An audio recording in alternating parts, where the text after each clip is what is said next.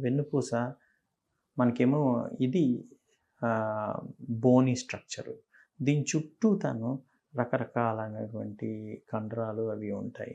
అది కాకుండా మనకేంటంటే ఇప్పుడు మన వెన్నుపూస వెనకాతల మనకు ఉండే స్పైనల్ కార్డ్ ఉంటుందనమాట. వెన్నుపాము ఉంటుంది. దాని నుంచి బయటికి నరాలొచ్చి కాళ్ళల్లోకి వెళ్తాయి. ఓకే. సో, మన నర్వస్ సిస్టమ్ అంతా చూసుకుంటే మన బ్రెయిన్ నుంచొచ్చి ఈ స్పైనల్ కార్డ్ ద్వారా అన్ని ఎక్స్‌ట్రిమిటీస్‌కి అంటే అన్ని కాళ్ళకి, చేతులకి వెళ్తుందనమాట.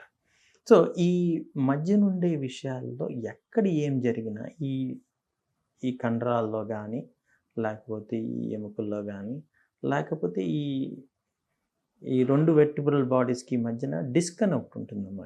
దీన్ని డిస్క్ అంటారు. ఓకే. ఇది కొన్ని సార్లు ఏమవుతుందంటే అది లోపలే ఉండకుండా ఇలా మీరిక్కడ చూసారనుకోండి, కొంతవరకు బయటకొచ్చి ఒక్కొక్కసారి ఆ నరాన్ని నొక్కడం జరుగుతుంది. ఓకే. నొక్కినప్పుడు ఆ నరాన్ని నొక్కడం వలన నొప్పి రావడం జరుగుతుంది. సో, ఇలాగ ఏ రకమైనటువంటి విషయం చేతైనా సరే నొప్పి రావడానికి అవకాశం ఉంది.